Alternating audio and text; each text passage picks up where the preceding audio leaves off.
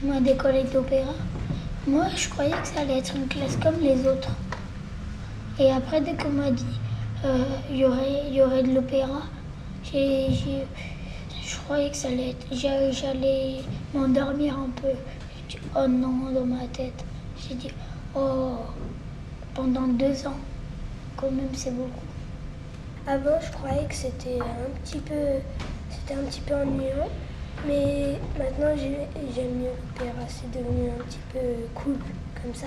Et en fait, maintenant, c'est beaucoup mieux. J'ai parlé trop vite, en fait. J'ai vu l'opéra. C'était immense, ça m'a choqué parce que j'ai cru que c'était quand même un petit peu plus petit. Ça m'a fait bizarre. L'opéra, tout était grand, les escaliers, les statues, les fenêtres, tout. Quand je suis rentrée dans l'opéra, je pensais pas du tout que c'était comme ça, si lumineux et beau. Et je savais pas qu'il y avait autant de sculptures et de mosaïques.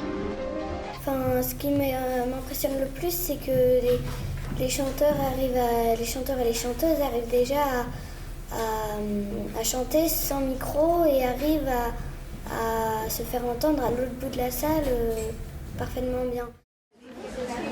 Vous avez déjà vu peut-être dans des expositions des costumes anciens? Oui. Il y a un truc en dessous, Ouais. un truc transparent, un truc rond.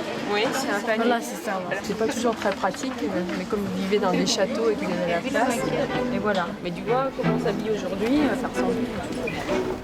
Ce programme est le fruit d'un partenariat entre l'Opéra national de Paris et l'Éducation nationale.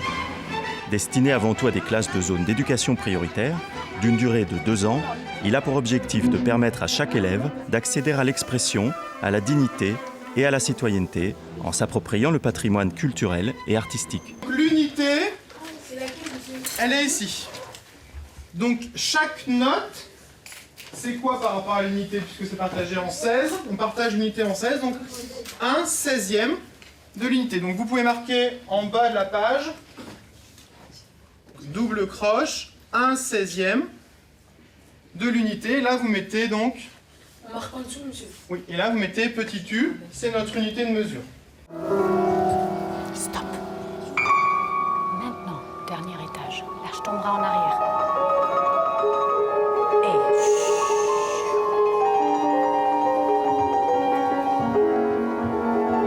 Yes. 1, 2, 3, 4.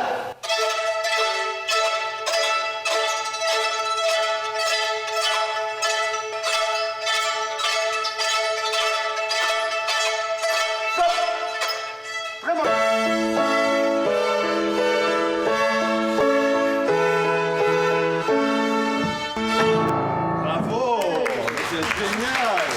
Très bien, très bien. Ils me disent tu pourrais continuer du violon, tu pourrais passer à la télé, être un grand artiste. Des fois, j'ai l'impression que mon violon, c'est mon corps. Donc, c'est comme si le violon était en moi et que si je continue d'en jouer, et ben ça va faire avancer de plus en plus vite ma vie. Oui. Le projet, ça me rend calme.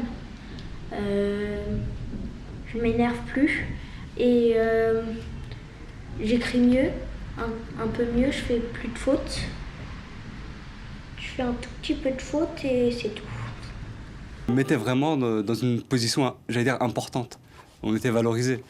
À cette époque-là, déjà, d'où ce qu'on venait, de notre âge, pour certains de leur milieu, ça nous donnait vraiment une autre statut.